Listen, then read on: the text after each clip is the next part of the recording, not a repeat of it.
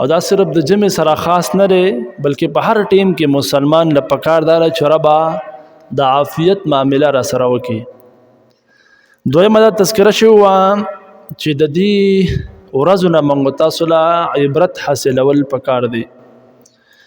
او بل پکې دا خبره وه چې څلورم آداب علما دا ذکر کوي چې د جهنم استهزار د جهنم سوچ موږ تاسو له پکار دی.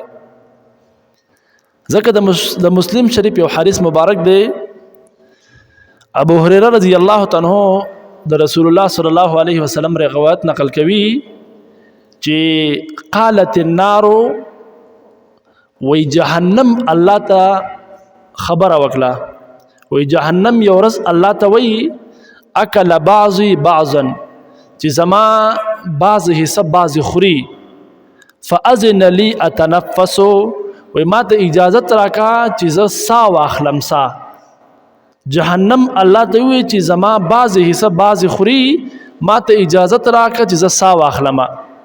نو فاذن لها بنفسين الله ورته اجازت ورکو د دوو ساګانو چې ته به دوه سا اخلي.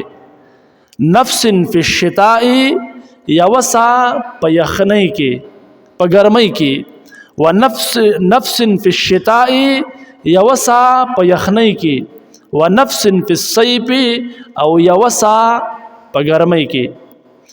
نو رسول الله صلی الله علیه وسلم فرمایي، وی بیا روایت کې فرمایي فما وجدتم من برد او زمهریر، وی تاسو چې کوم یخنی محسوسوي د یخنۍ په موسم کې چې تاسو کوم یخنی محسوسوي نو فمن نفس جهنم، وی دا د جهنم هغه ساده چې جهنم سارا کاږي، نو د دې وجنا په دنیا کې هم د هغه اثرات مرتب کیږي او یخنی محسوسیږي.